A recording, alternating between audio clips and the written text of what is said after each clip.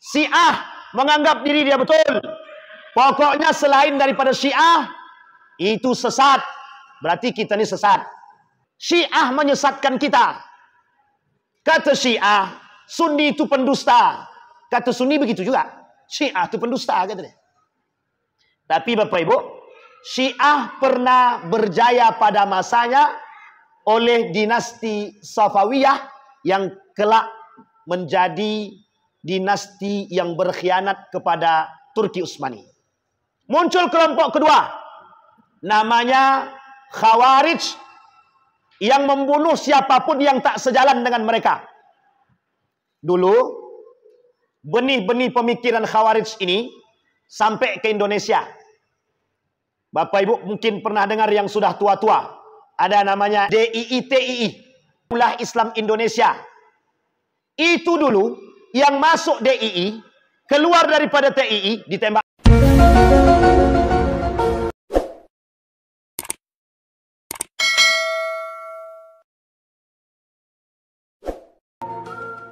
Assalamualaikum warahmatullahi wabarakatuh.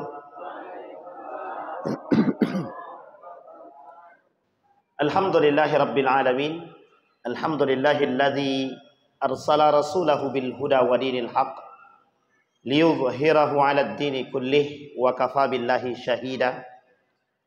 Ashhadu an la ilaha illallah wahdahu la syarika lah wa ashhadu anna Muhammadan 'abduhu wa rasuluh la nabiyya ba'd. Allahumma salli wa sallim wa barik ala hadzal nabiyyil karim. Allahumma salli ala Muhammad wa ala ali Muhammad fil alamin innaka Hamidum Majid. Ya ayyuhan nasu taqu rabbakumul ladzi khalaqakum min nafsin wahidah wa khalaqa minha zawjaha wa batha minhuma rijalan katsiran wa nisaa'a wattaqullaha alladzi tasaaluna bihi wal arham innallaha kana 'alaikum raqiba. Puji syukur kehadiran Allah dengan mengucapkan alhamdulillahirabbil alamin. Berselawat kepada Nabi dengan mengucapkan Allahumma salli ala Muhammad wa ala ali Muhammad fil alamin innaka Hamidum Majid. Mudah-mudahan di malam hari ini Allah meridhai, memberikan rahmatnya dan memberkahi untuk kita semua. Semoga kita husnul khatimah dan istiqamah dalam kebaikan dan ketaatan. Allah anugerahkan anak yang saleh dan salehah, rumah tangga yang mawaddah, sakinah, mawaddah warahmah. Untuk orang tua kita yang telah mendahului kita, Allah tempatkan di tempat terbaik di sisinya. Allah terima amal ibadahnya. Allah kumpulkan bersama orang-orang yang saleh. Untuk orang tua kita yang masih hidup, Allah sehatkan, Allah kuatkan, Allah limpahkan rezeki, istiqamah, husnul khatimah, dan insya Allah kita termasuk anak-anak yang berbakti kepada orang tua. Amin ya rabbal. Baik Bapak Ibu sekalian yang berbahagia, bagaimana kabarnya Bapak Ibu, sehat semua? Alhamdulillah sehat ya. Setelah makan kerbau, kok bau tuh? Sapi. Jadi kalau makan sapi itu nampak terang sedikit, tapi setelah nampak terang tuh terbitlah gelap. Biasa ngantuk maksudnya. Kalau dah kenyang tuh terbitnya ngantuk, Pak. Baik Bapak Ibu sekalian yang berbahagia, saya tanya sama Pak Ketua, apa judul kita malam ini? Judulnya seperti yang beliau sampaikan di akhir kalimat tadi. Menjaga persatuan umat. Ini berat nih Pak. Menjaga persatuan umat. Dari kalimat yang beliau sampaikan, saya petik satu hadis dari baginda Nabi Muhammad SAW. Kita coba rangkum hadis ini saja yang kita kaji. Kata baginda Nabi Muhammad SAW, yushiku al-umam an tada'a alaikum kama tada'a al-akillah ila qas'atiha. Kata Nabi, hampir saja seluruh umat muslim ini diperebutkan bak seperti makanan. Hampir saja seluruh umat muslim ini diperebutkan seperti makanan oleh orang-orang yang memang sangat kelaparan seperti bak binatang buas. Kemudian faqala qailun wa min qillatin nahnu yauma idzin ya Rasulullah. Kata para sahabat, apakah ketika itu jumlah kami sedikit wahai Rasulullah? Dijawab sama Nabi, La bal antum kathir kagusa'is sail. Tidak, kata Nabi. Jumlah kalian banyak seperti buih di lautan. Kemudian sahabat bertanya terus, kata Nabi, walakinnakum dhaif, tapi kalian lemah.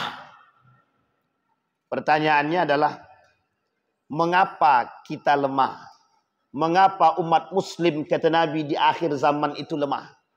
Kemudian disampaikan, kata baginda Nabi Muhammad sallallahu alaihi wasallam, penyebab kelemahan kalian terjangkit penyakit wahan, gitu. Mahwal wahnu. Apa itu wahan? Al-wahnu hubbud dunya wa karahiyatul maut. Kata Nabi, wahan itu cinta dunia dan benci dengan kematian. Sampai di sini bisa dipahami Bapak Ibu? Hadis pertama. Hadis yang kedua, kata baginda Nabi Muhammad sallallahu alaihi wasallam. Kata Nabi, tidak akan terjadi hari kiamat, kata Nabi, sampai orang muslim itu yang kuat menindas yang lemah menindas yang kuat, kata Nabi. Tidak akan terjadi hari kiamat yang keras menindas yang lemah tertindas oleh yang keras. Oleh sebagian ulama mengatakan, yang punya kekuatan menindas yang lemah. Dan yang lemah selalu tertindas karena tak memiliki kekuatan.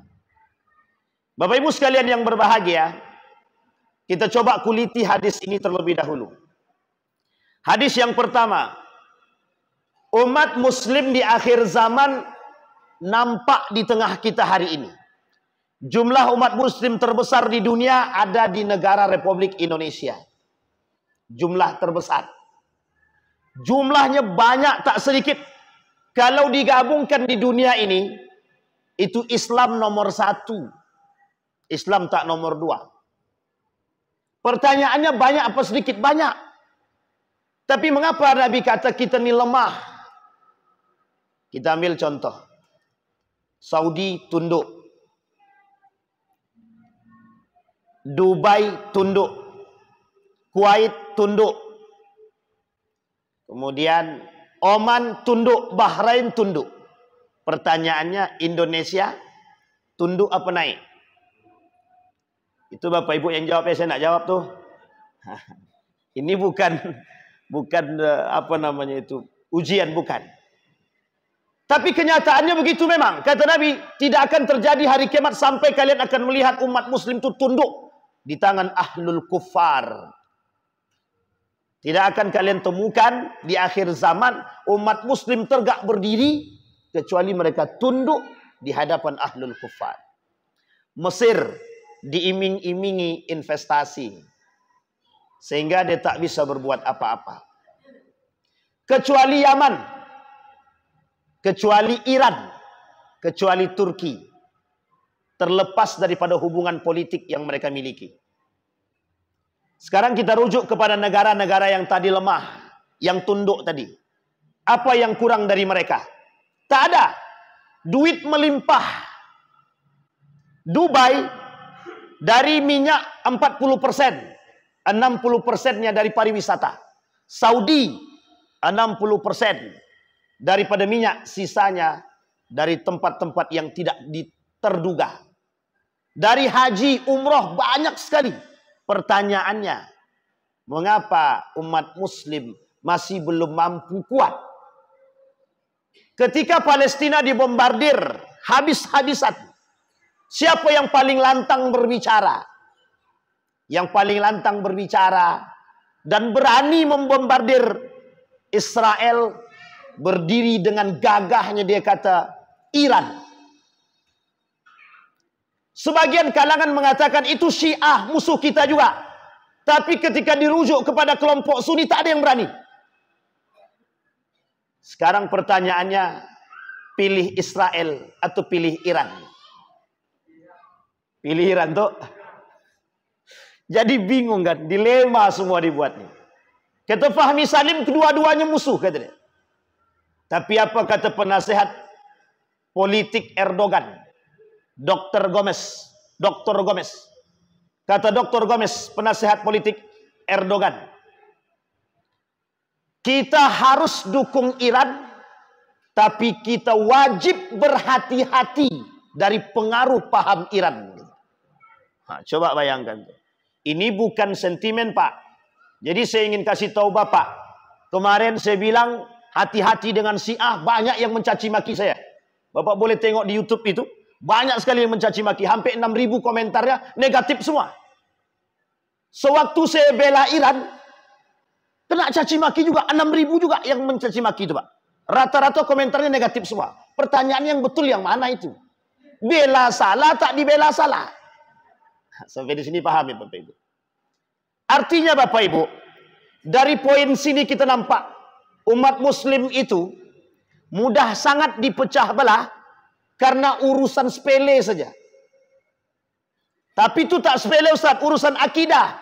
Ketimbang Bapak pilih Israel, lebih munafik daripada pilih Iran.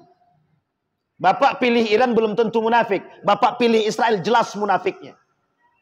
Kenapa kok jelas munafiknya? Kita bantu Israel. Sekarang perhatikan baik-baik. Saya ingin sampaikan kepada Bapak Ibu semua cara Inggris menghancurkan umat muslim. Ini kaitannya dengan persatuan. Inggris itu dalam revolusi Arab, dia kerjasama dengan Sharif Hussein. Apa kata Inggris? Sharif Hussein, lo mau nggak memegang Hijaz? Yang ketika itu Hijaz itu Mekah Madinah di bawah kekuasaan Turki Utsmani. Tapi Sharif Hussein ketika itu seorang gubernur Hijaz. Singkat cerita kata Sharif Hussein, aku mau. Inggris kerjasama dengan Sharif Hussein. Diberikan bantuan militer. Semua Pak, senjata, duit dibantu. Tapi diam-diam Inggris kerjasama dengan Ibnu Saud. Hei Ibnu Saud, kau mau tidak pegang Hijaz yang terdiri dari Mekah dan Madinah, yang kelak menjadi pusat peradaban itu?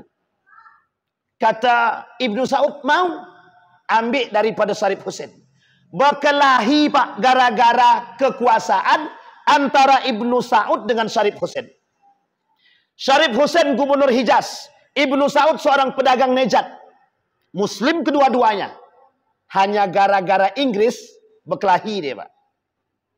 Satu. Sekarang yang kedua. Ada namanya Abdullah As-Sabah. Provokator handal pada masanya. Jadi Bapak Ibu, ada satu hadis. Hadis itu sahih. Kata Nabi, Umar bin Khattab itu ibarat pintu. Ibarat pintu itu apa maksudnya? Kata Huzaifah ibn Yaman, atadruna man huwal bab? Tahu kalian siapa pintu yang dimaksud oleh Nabi? Tidak ada yang tahu Pak. Sahabat Nabi tidak ada yang tahu. Oleh Huzaifah dikata, huwa Umar bin Khattab. Dia Umar bin Khattab. Bapak Ibu, Umar meninggal dunia. Meninggal Umar, semua fitnah itu keluar bagaikan air dari keran. Bapak Ibu lihat keran yang sudah airnya menumpuk, tak keluar ketika ditutup. Ketika dibuka mengalir sederas mungkin. Begitulah fitnah yang terjadi setelah wafatnya Umar bin Khattab. Apa fitnah yang paling besar di tengah umat muslim ketika itu? Al-iftiraqu bainal muslimin. Perpecahan di tengah umat muslim. Kita lihat. Ini saya bicara sejarah saja. Utsman bin Affan naik sebagai khalifah. 6 tahun masa kepemimpinan Utsman dicintai oleh masyarakat. 6 tahun terakhir masa akhir kepemimpinan, propaganda, provokasi, fitnah, semua muncul untuk Utsman bin Affan. Apa fitnah yang paling berbahaya bagi Utsman bin Affan? Dituduh membuat Al-Quran. Apa kata para mereka? Utsman itu sudah menghapus ayat-ayat Al-Quran demi kepentingan politik dia. Sehingga tuduhan Utsman itu banyak. Korupsi, nepotisme, mendudukkan keluarga di posisi-posisi penting.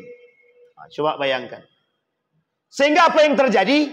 Abdullah bin Sabah melakukan provokasi terhadap umat muslim, terutama umat muslim yang ada di Mesir. Apa provokasinya? Yang tadi saya sampaikan.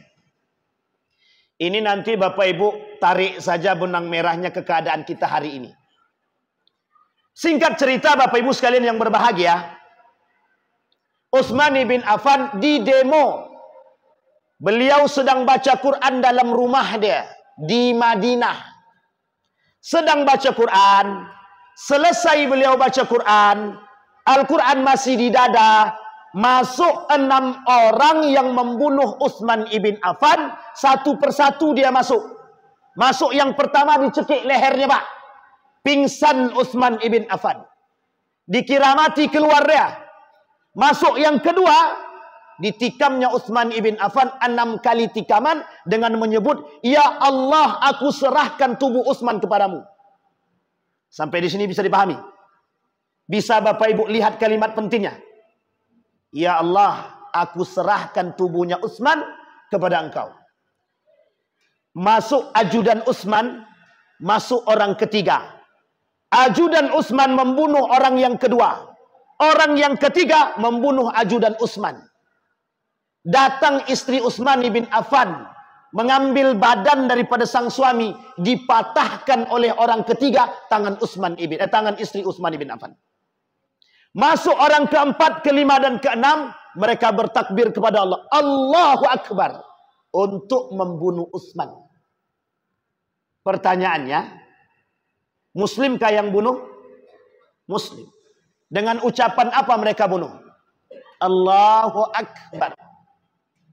Sampai di sini paham?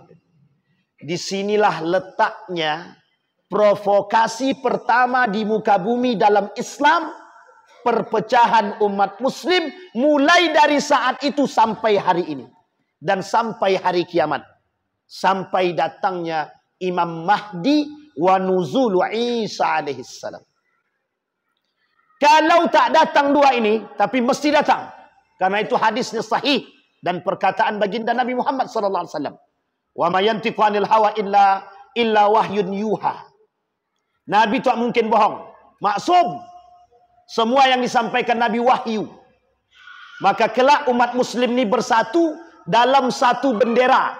Imam Mahdi wa nuzulu Isa alaihissalam. Sampai di sini bisa dipahami? Baik, sekarang kita lihat. Meninggal Utsman bin Affan. Siapa yang tertuduh atas pembunuhan Utsman bin Affan? Berdiri tegak dengan gagah Aisyah. Melakukan bukan provokasi. Aisyah terprovokasi.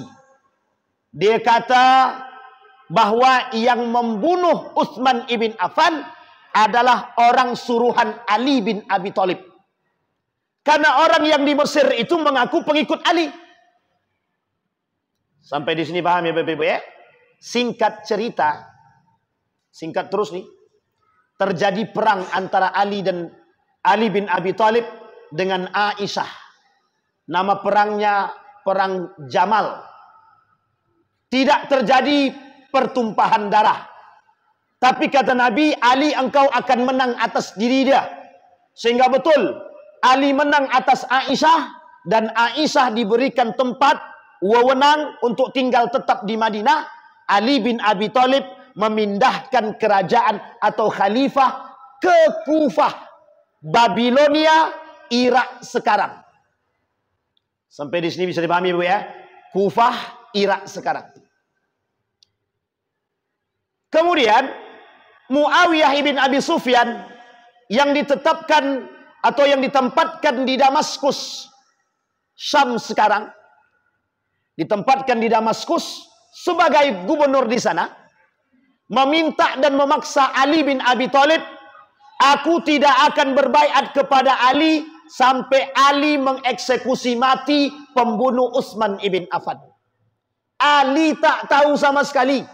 Ali datang terakhir, pembunuhnya sudah tidak ada. Kemana Ali mau cari tahu? Orang yang melihat tak nampak, semua pengkhianat, pendusta. Ali tak bisa katakan. Apa kata Muawiyah? Aku tak mau tahu. Pokoknya cari dan eksekusi mati. Coba bayangkan, Pak. Jadi Ali bin Abi Thalib itu posisinya sangat dilema dan sangat sulit. Sehingga kata Ali bin Abi Thalib, Muawiyah ini berkhianat karena dia tak mau berbaiat kepada Ali bin Abi Thalib yang disepakati oleh para sahabat Nabi yang masih hidup ketika itu. Singkat cerita, terjadi perang antara Ali dengan Muawiyah. Apa nama perangnya, Bapak Ibu? Nama perangnya Perang Siffin. 45.000 meninggal dari kalangan Muawiyah, 25.000 meninggal dari kalangan Ali bin Abi Thalib. Pertanyaannya, siapa yang menang? Siapa yang menang, Bapak Ibu? Ali atau Muawiyah? Dari kalangan Ali, 25.000 yang meninggal. Dari kalangan Muawiyah, 45.000 yang meninggal. Yang menang yang mana? Ali bin Abi Thalib. Pertanyaannya, selesaikah sampai di situ?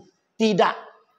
Kata Muawiyah, aku ini mesti kalah.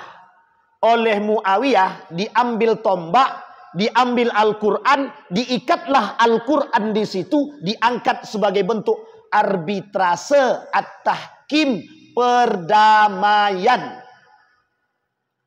Hasil negosiasi antara pihak Ali dengan pihaknya Muawiyah, termasuk negosiatornya adalah Abu Musa al-As'ari.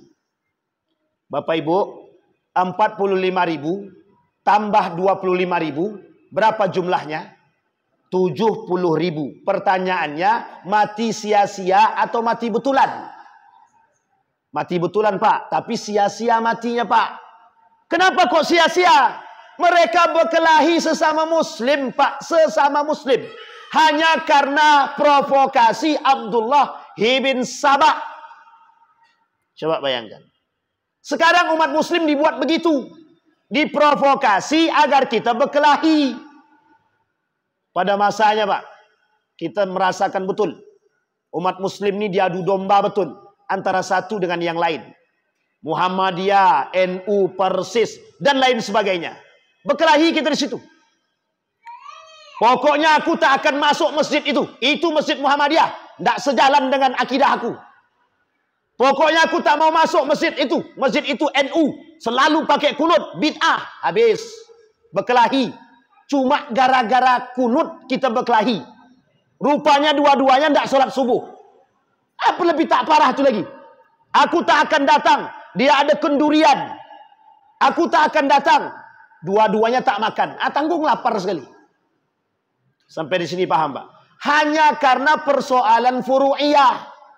Tapi Bapak Ibu, itu bahasa kita yang furu'iyah. Tapi bahasanya orang barat tidak furu'iyah.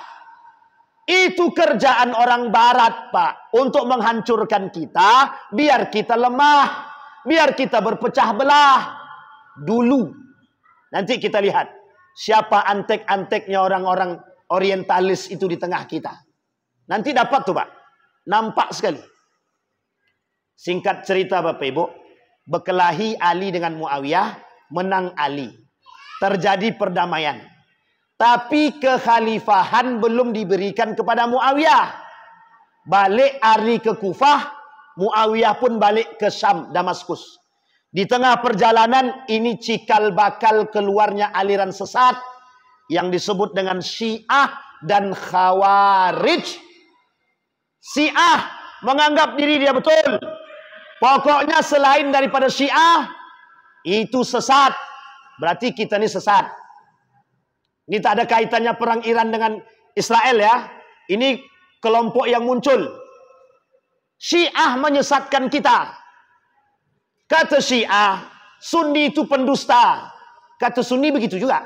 Syiah itu pendusta, kata dia. Tapi Bapak Ibu, Syiah pernah berjaya pada masanya oleh dinasti Safawiyah yang kelak menjadi dinasti yang berkhianat kepada Turki Utsmani. Singkat cerita lagi. Muncul kelompok kedua. Namanya Khawarij. yang membunuh siapapun yang tak sejalan dengan mereka. Dulu, benih-benih pemikiran Khawarij ini sampai ke Indonesia. Bapak Ibu mungkin pernah dengar yang sudah tua-tua. Ada namanya DII-TII. Tahu DII-TII? Daulah Islam Indonesia. Itu dulu yang masuk DII, keluar daripada TII, mati. Kalau tak sejalan, pokoknya tembak. Pimpinan Suriah pada masanya mewajibkan militer kepada anak muda. Setelah mereka wajib militer, tidak ada kewajiban solat bagi para militer. Sesat apa tidak? Bashar Assad Syiah. Bashar Assad Syiah. Sampai di sini paham Bapak Ibu? Sekarang kita lanjut cerita sejarah. Terjadi perpecahan di kalangan umat muslim. Yang berantem siapa? Umat muslim dengan muslim. Tak ada orang lain, tak ada. Kemudian Ali balik ke Kufah. Kemudian terjadi perang selanjutnya. Sebelum Ali ingin memerangi Muawiyah kembali, terjadi perang selanjutnya dengan perangnya kaum Khawarij yang dikenal dalam sejarah perang Nahrawan. Nah, nanti kapan-kapan Bapak Ibu minta sama ketua untuk kaji itu perang-perang yang saya sebut tadi. Itu cikal bakal kelompok sesat di muka bumi ini yang berdampak negatif sampai akhir zaman. Dan itu bahaya, sangat bahaya. Singkat cerita Bapak Ibu, umat muslim terpecah belah di sini. Disinilah mulai cikal bakal pertama umat muslim terpecah belah. Maka lahir kelompok ketiga dari hal yang serupa, nama kelompok itu Murji'ah. Siapa Murji'ah itu? Yang menganggap dosa besar itu sepele, tidak dosa besar, tergantung pada hati dia. Misal, kalau hati dia tetap beriman pada Allah, sekalipun dia tak solat, sekalipun dia tak berhijab, itu urusan dia dengan Allah, itu tidak dosa besar. Sekarang saya tanya Bapak Ibu, ada enggak pengikut itu sekarang? Bukan tak banyak lagi, banyak betul. Masih ingat kan Bapak Ibu? Paskibraka tak boleh pakai jilbab. Itu bagian Murji'ah itu Pak. Orang-orang pelaku Murji'ah begitu. Tak ada wajib jilbab. Nikah beda agama boleh. Agama semua sama benar. Itu bagian-bagian daripada Murji'ah itu. Nah, nanti kita sebut nama mereka itu. Itu adalah golongan-golongan liberalisme yang lahir di muka bumi ini. Hanya bertujuan untuk memecah belah kita, untuk melemahkan iman kita. Siapa mereka? Munafik. Yang kelak menjadi musuh terberat umat muslim adalah munafik. Di mana lahirnya munafik? Pada masa baginda Nabi Muhammad SAW, ketika Nabi berhijrah dari Mekah ke Madinah. Ini kaitannya dengan Muharram. Nabi di Mekah, musuh dia jelas. Siapa musuh Nabi? Kafir Quraisy. Di Madinah, Nabi kira musuh dia berkurang. Rupanya tambah banyak. Yahudi satu, Nasrani satu, terakhir manusia munafik. Bapak Ibu, munafik itu berada di antara kita. Yang membuat umat muslim ini terpecah belah sesama muslim, itu orang munafik itu Pak. Muslim dia, muslim. Tapi kenapa dia pecah belah kita? Karena dia punya kepentingan. Kalau tak ada kepentingan, dia tak mau. Tapi karena ada yang diinginkan, dia mau. Sekarang kita lihat lagi. Sekarang nih kita selesaikan sejarah tadi. Kembali kepada poin tadi. Bapak Ibu sekalian yang berbahagia, saya sampaikan. Sistem monarki dalam Islam. Sistem monarki dalam Islam. Atau lebih tepatnya sistem kekerajaan dalam Islam. Menghapus sistem khalifah musyawarah. Itu terjadi pada masa dinasti Muawiyah atau Umayyah. Dimulai oleh Muawiyah ibn Abi Sufyan yang menunjuk anaknya Yazid ibn Muawiyah menjadi khalifah yang oleh ulama Syam Damaskus disepakati akan kefasikannya. Ini juga sejarah pertama kali dalam Islam, sejarah pertama pimpinan atau khalifah yang dikenal fasik oleh ulama setempat. Namanya Yazid ibn Muawiyah. Siapa Yazid bin Muawiyah ini, Pak? Anak dari Muawiyah ibn Abi Sufyan. Siapa Muawiyah itu, Pak? Anak dari Abi Sufyan. Siapa Yazid bin Muawiyah? Anak dari Muawiyah. Yazid bin Muawiyah, Muawiyah ibn Abi Sufyan. Siapa Abu Sufyan itu? Yang masuk Islam terpaksa karena takut harta bendanya dijarah oleh Nabi dalam penaklukan kota Mekah. Sampai di sini sudah paham sejarah, Bapak Ibu? Di sini cikal bakal hancur dan berkelahinya umat muslim dengan muslim. Sampai runtuh daulah atau dinasti Umayyah diambil paksa oleh dinasti Abbasiyah. Runtuh dinasti Abbasiyah diambil paksa oleh kerajaan-kerajaan muslim lainnya. Terbangun di Andalusia yang disebut dengan Umayyah kedua, yang kelak juga habis, dihanguskan. Runtuh Andalusia disebabkan perkara dunia. Sekarang saya sampaikan Bapak Ibu. Dinasti Umayyah, dinasti Abbasiyah, dinasti Turki Utsmani, Andalusia hancur dan runtuh disebabkan urusan cinta terhadap dunia. Sampai sini sudah paham Bapak Ibu? Perebutan kekuasaan, perebutan tahta, perebutan harta dan lain sebagainya terjadi pada masa semua kerajaan Islam, semua. Singkat cerita Bapak Ibu, ini singkat cerita lagi nih. Kembali kepada poin sejarah tadi. Apa kata Nabi? Lemah umat Islam itu, lemah kerajaan Islam itu disebabkan cinta terhadap dunia. Maka salah satu cara untuk melemahkan umat muslim agar mudah dipecah belah lewat jalur ekonomi. Pokoknya Pak Ustadz, terserah. Mau Pak Ustadz suruh kami boikot produk Israel atau tidak suruh, kami tetap menjalankan. Karena orang Israel yang kasih kami makan. Mau tak mau Pak? Nabi Muhammad SAW pernah dilecehkan di Prancis oleh Charles Hebdo. Apa kata Charles Hebdo? Tuh Muhammad, tukang zina, porno, dan lain sebagainya. Ditembak mati Pak oleh orang muslim. Apa jawaban sebagian besar umat muslim? Jangan ikut campur, biarkan saja mereka begitu. Itu haknya dia. Islam dicaci, Islam dimaki, Al-Quran dihabisi, Nabi dihina. Kita cuma bisa diam.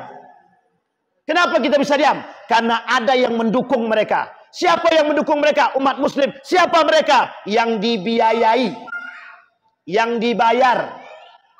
Kita membela mati-matian Palestina, ada saudara kita yang masih membela Israel. Siapa mereka? Yang masih membeli produk Israel dan Yahudi. Jangan tersinggung. Sekarang kita rujuk. Siapa mereka? Munafik. Yang membela mereka itu orang munafik. Yang membela ahlul kufar yang menyiksakan kita, orang munafik. Disampaikan dalam kitab Al-Wala' wal Bara'. Bahkan masuk dalam kategori kufur. Orang muslim masih membantu negara yang menyiksa umat muslim, maka dia masuk dalam kategori munafik. Bapak Ibu, perlu kita sampaikan Pak. Setelah Kemal Atatürk naik menjadi presiden Turki yang merubah sistem khalifah di masa Turki Utsmani, apa yang dilakukan oleh Kemal Atatürk? Yang dilakukan oleh Kemal Atatürk, dihapus semua yang berbau-bau Islam. Dihapus Pak. Dihapus. Bahasa Arab belajar tak boleh. Baca Quran tak boleh. Azan harus pakai bahasa Turki. Tidak boleh ada bau-bau Islam. 2017 saya keluar dari universitas, salah satu universitas, mengambil gelar S2. Tidak boleh lagi ketika itu menggunakan gelar yang ada Islamnya di belakang. Tidak boleh. Itu masuk dalam ranah radikalisme. Tidak boleh bawa Islam-Islam. Tidak ada lagi pendidikan agama Islam. Tidak ada lagi ekonomi Islam. Sampai hari ini, Bapak Ibu temukan itu. Dimulai pada masa tahun 2017. Tidak boleh ada urusan Islam-Islam di belakang. Nanti umat yang lain juga sama, Pak. Dia buatnya sarjana ekonomi Kristen, kata dia. Itu bahasa mereka. Bapak Ibu harus paham. Siapa orang yang mengusung paham-paham seperti ini? Liberal. Siapa mereka? Munafik. Siapa mereka yang kerjasama dengan orientalis untuk mendapatkan PT? Mereka rela merubah akidah dan merusak kita, dan kita berantem di tengah kita, Pak. Sampai di sini bisa dipahami. Sekarang kita lihat dampak daripada perpecahan kita. Ini sebagian sejarah daripada apa yang saya sampaikan. Sekarang kita lihat apa dampak perpecahan umat muslim. Dampak perpecahan umat muslim satu. Umat muslim lemah selemah-lemahnya. Yang kedua, hilangnya perhatian muslim sesama muslim. Apa kata Syekh Hasim Al-Asy'ari dalam kitab Risalah Ahlus Sunnah wal Jamaah? Di hadis, ada 30 hadis tentang tanda datangnya akhir zaman. Beliau bilang begini. Poin pertama, tanda kiamat itu hilangnya perhatian muslim terhadap muslim. Padahal umat muslim terhadap muslim itu punya kewajiban. Hakul muslim alal muslim sittun. Kalau hak, Pak, berarti wajib. Kalau tak dilakukan berarti dosa. Bapak Ibu diundang makan kambing di masjid Al-Huda. Kalau tak datang tanpa uzur, bagaimana? Kalau sengaja tak datang tidak sakit tanpa uzur, dosa, Pak. Apalagi tetangga kita yang memanggil. Kembalikan pada poinnya, Pak. Apa kata Nabi? Kata baginda Nabi Muhammad SAW, kelak di akhir zaman itu perhatian umat muslim sesama muslim hilang. Terbukti, Pak, hari ini. Oh, itu Muhammadiyah bukan bagianku. Oh, itu NU bukan bagianku. Iftaraka min ummati, kata Nabi. Kelak golonganku umat muslim ini, Nasrani 71, Yahudi 72, Islam 73. Semuanya masuk neraka kecuali satu, Ahlus Sunnah wal Jamaah. Pertanyaannya, kita disatukan dengan iman, kita disatukan dengan akidah, kita disatukan satu Tuhan, satu Nabi, satu Al-Quran. Kok bisa kita caci maki sama-sama? Yang satu mengkafirkan, yang satu mencaci, yang satu memaki. Akhirnya saling caci maki bolak-balik, Pak. Yang untung siapa? Yang untung, Pak, saya kasih tahu yang untung. Amerika. Yang untung siapa? Israel. Perhatikan kalimat ini, Pak. Tidak ada satupun negara manapun yang mau berjihad ketika fatwa jihad internasional dikumandangkan. Siapa yang mau pergi jihad? Tak ada, Pak. Apa aturan negara masing-masing? Kami melarang setiap warga kami berjihad.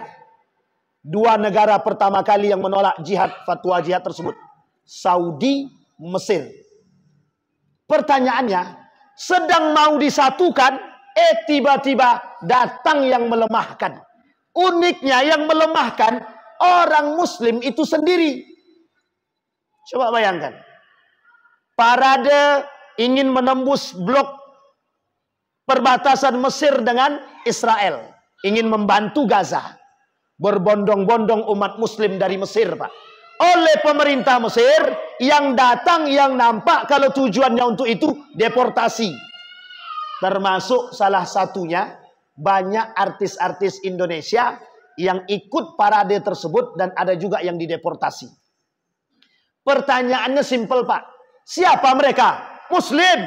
Mengapa mereka melarang? Apa alasan mereka melarang? Alasannya sederhana. Takut rusak hubungan diplomasi. Sekarang Bapak Ibu, itu skala global yang saya sampaikan. Sekarang perhatikan skala yang paling kecil di tengah kita sekarang. Hampir setiap masjid merasakan punya masjid masing-masing. Yang satu punya masjid, jadi tak mau dia main ke masjid yang lain. Yang satu punya masjid tak mau juga main ke tempat masjid yang lain. Ini masjid Muhammadiyah, ini masjid Salafi, ini masjid Wahabi, ini masjid NU, ini masjid Persis. Itu rumah Allah, bukan rumah kalian. Pak, perhatikan baik-baik hadis ayat ini dalam Al-Quran. Orang munafik pada masa Nabi ingin membunuh Nabi itu serius. Jadi orang sekarang, orang kafir sekarang, orang munafik sekarang ingin menghancurkan kita juga serius. Sekarang kita perhatikan, di mana letak keseriusan mereka ingin menghancurkan kita. Mereka, Pak, pada masa baginda Nabi Muhammad masih hidup, dibangun masjid namanya Masjid Dirar. Tahu Bapak Ibu Masjid Dirar?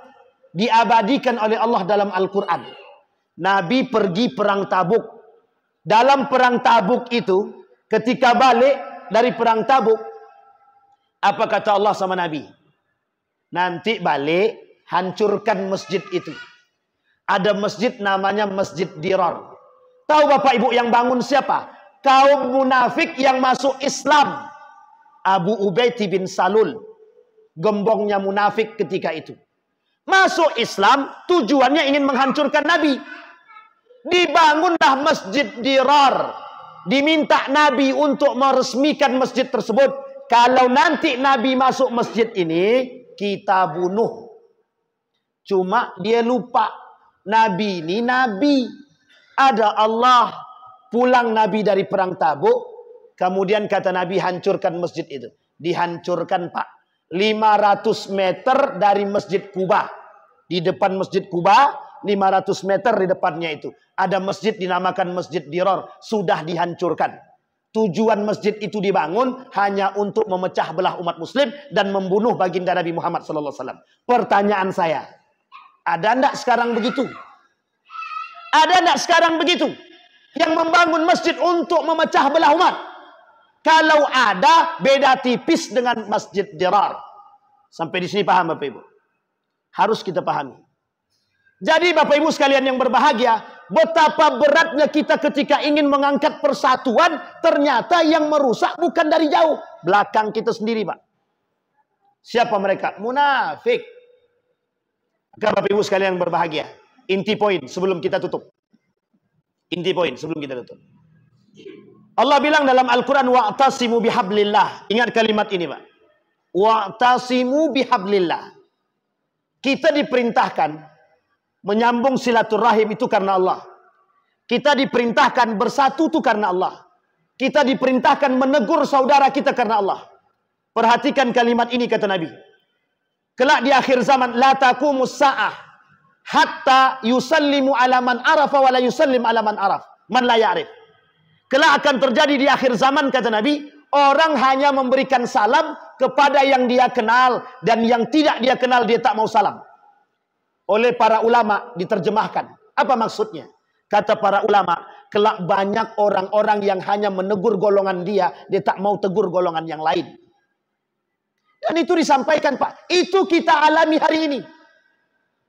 Betapa mudahnya umat muslim hari ini dipecah belah, Pak, karena urusan sepele. Padahal kata Yusuf Al-Qardawi, mbok tengok baik-baik, Tuhannya sama, nabinya sama, Al-Qur'annya sama. Apa yang membuat kita berpecah belah? Perhatikan hadis Nabi. Kata Nabi, akan muncul suatu masa nanti kata Nabi, manusia yaqra'ul Qur'an hatta fi unuq. Yaqra'unal Qur'an hatta fi unuq. Mereka cuman baca Quran cuman sampai di tenggorokan. Yang membuat kita hancur, yang merusak kita, yang mencaci maki kita, yang memecah kita bukan hanya dari golongan luar, tapi umat muslim. Siapa mereka? Yang membaca Al-Quran cuman sampai di tenggorokan. Artinya apa? Tidak paham makna Al-Quran. Kalimat terakhir dari Nabi, sebenarnya bukan terakhir, panjang Pak, tapi saya ambil intinya aja. Kata Nabi, inna munafiqi ummati qurra. Kelak di akhir zaman, banyak dari umatku yang hafal Quran tapi munafik. Kata dia. Jangan salahkan saya, salahkan yang ngomong kalau berani. Mesti tak berani kan? Karena yang ngomong baginda Nabi. Kata Nabi, kelak banyak orang-orang yang hafal Quran, mengerti Al-Quran, tapi dia munafik. Maksudnya apa? Yashtaruna bi ayati thamanan qalila.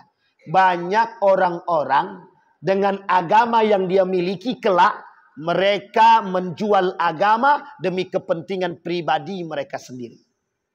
Artinya apa? Kita dipecah belah oleh mereka. Kita sudah bersatu. Nanti ada tukang hasut. Jangan kau percaya kepada ustadz itu lagi. Percaya aja kepada ustadz kami. Satu sana begitu juga. Jangan kau percaya kepada ustadz itu lagi. Percaya saja kepada ustadz kami. Pertanyaannya, tak bisakah kita bersama? Sudah jelas musuh kita Syiah. Sudah jelas musuh kita orang kafir. Kok mau ditambah lagi musuhnya itu? Sampai di sini paham Bapak Ibu? Kita ambil contoh paling sederhana. Yang paling sederhana. Dilematis sikapnya orang mukmin hari ini terhadap antara membela Israel ataupun Iran. Nggak perlu dilema Pak. Ini adalah cara mereka agar kita berpecah belah. Ini Pak posisi bagi Amerika dalam urusan ideologi untuk merusak dan memecah belah kita. Yang membela Israel munafik. Yang membela Syiah munafik. Terus siapa yang mau kita bela? Ketika Israel dibombardir, ketika Palestina dibombardir oleh Israel, mana negara-negara Sunni yang berani? Tidak ada selain daripada Yaman. Tidak ada Pak. Tiba-tiba datang Iran yang bertolak belakang dari kita pahamnya, yang memang punya permusuhan dengan kita pada masanya. Akhafud dararain, kata para ulama. Cari yang paling kecil Pak. Cari yang paling sederhana dosanya. Cari yang paling kecil Pak. Yang paling kecil kemaksiatannya. Kita bela Israel, jelas munafik. Dia kufar, musuh kita di akhir zaman. Tapi kalau kita bela Iran, meskipun pada hakikatnya ada permusuhan, tapi kita masih satu Tuhan Pak. Syiah, Iran, masih yakin bahwa Allah dan baginda Nabi Muhammad SAW. Masih bersyahadat. Hanya saja ada tambahan. Ini poin penting Pak. Datang kelompok liberalisme. Apa kata liberalisme? Yang membela Iran berarti dia Syiah. Itu musuh negara kita. Hancurkan. Yang membela Israel. Nah, ini sama Pak. Jadi ini sekarang saya sampaikan namanya langsung. Boleh kan? Boleh aja kan? Ini Bapak Ibu boleh cek. Live streaming ya? Tidak apa-apa lah. Biarin aja lah. Saya sebutkan namanya langsung. Muncul, sudah lama hilang, muncul lagi dia. Namanya Abu Janda. Sudah mulai memprovokasi. Apa kata dia? Felix Shaw itu pendukung Israel. Gara-gara Felix Shaw itu menolak Iran. Tapi kalau yang sebelahnya, ada orang yang menolak Israel, dituduhnya Syiah. Sama-sama musuh kata dia. Orang-orang seperti Abu Janda inilah Pak yang disebut dengan musuh bersama kita hari ini. Dia Muslim tapi jadi musuh kita hari ini Pak. Kenapa? Munafik Pak. Dia hasut orang lain untuk mengatakan demikian. Sekarang pertanyaannya adalah, kita rujuk sejarah Pak. Yang bunuh Ali bin Abi Thalib hafal Quran Pak. Yang bunuh Utsman paham Quran Pak. Yang membunuh Al-Hasan paham Al-Quran. Yang membunuh Al-Husain apa tak lagi Pak. Yang membunuh Umar bin Khattab paham Quran. Pertanyaannya, betul apa tidak perkataan Nabi tadi? Orang munafik dari golonganku kelak qurra, kata Nabi. Uniknya, kita hari ini semua mengatasnamakan agama, tapi semua bercampur aduk, semuanya sesat dan menyesatkan. Maka Bapak Ibu sekalian yang berbahagia, apa kata Syekh Hashim Al-Asy'ari? Berpegang teguh pada akidah yang baik itu wajib. Wajib sangat. Memperteguhkan iman di akhir zaman sangat wajib. Bahkan umat muslim di akhir zaman itu bak memegang bara api kata Nabi. Saking sulitnya hidup. Kita sekarang Pak. Sulit bagi kita untuk hidup sekarang. Yang salah tak nampak salah dia.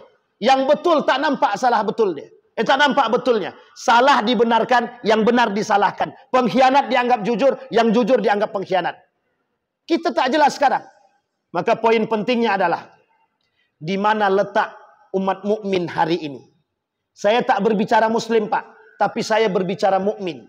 Karena yang bisa kita sandarkan di akhir zaman iman, hati dan ilmu. 3. Iman, hati, iman, ilmu dan hati. Kemana kita letakkan hati kita? Kalau kita umat muslim mau bersatu, maka kedepankan iman, kedepankan ilmu, kedepankan hati. Kalau kita kedepankan nafsu, kalau kita kedepankan apa namanya itu? Asabiyah. Asabiyah itu fanatik. Fanatisme.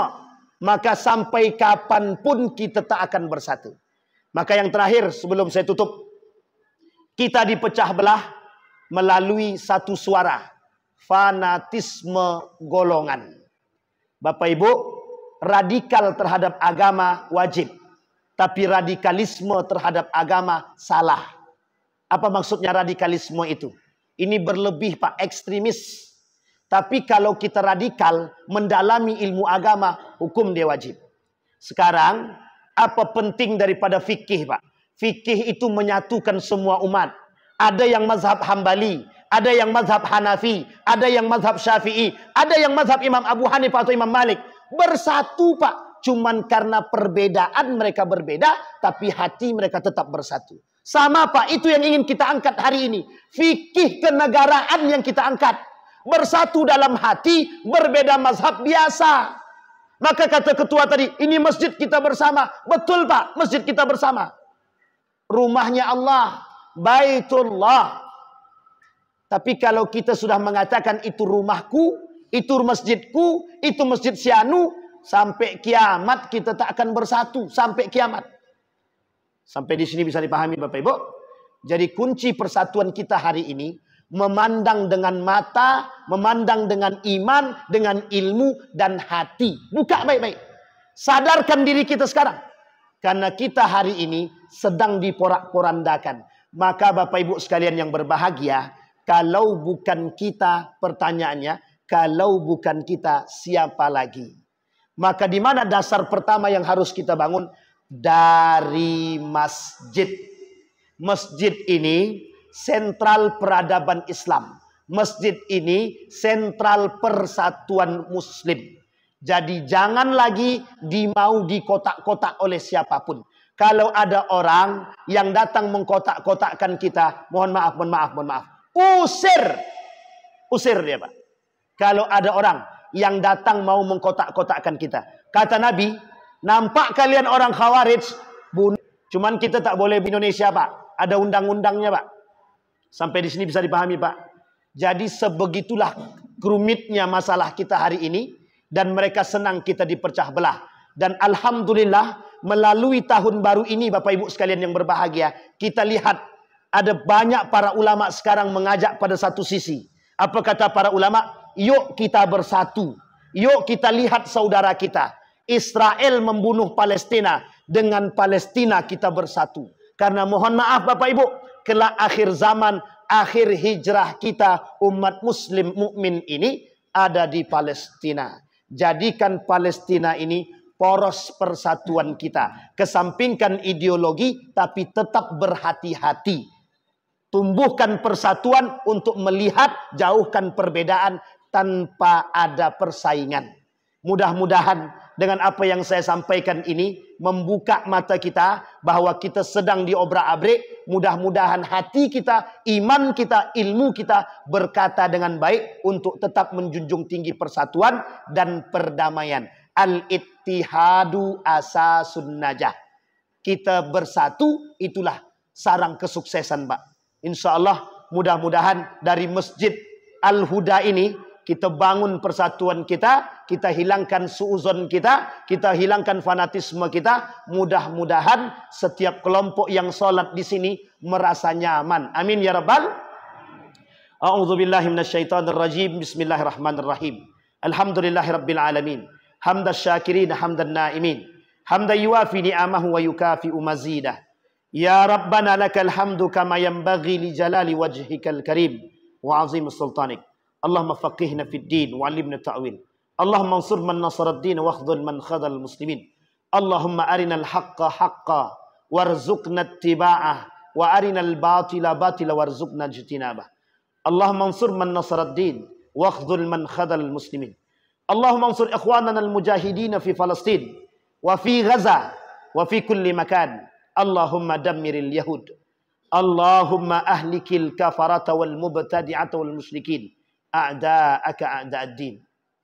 Allahumma alif qulubana ala kalimatika la ilaha illallah. Allahumma alif qulubana bainal muslimina wal muslimat. Ya Rabbal alamin. Allahumma anfa'na bima 'allamtana warzuqna 'uluman tanfa'una fid dini wad dunya wal akhirah. Rabbana hab lana minas salihin. Rabbana hab lana min azwajina wa dhurriyyatina qurrata a'yun waj'alna lil muttaqina imama. Rabbana atina fid dunya hasanah wa fil akhirati hasanah wa qina azaban nar. Walhamdulillahi rabbil alamin. Assalamualaikum warahmatullahi wabarakatuh.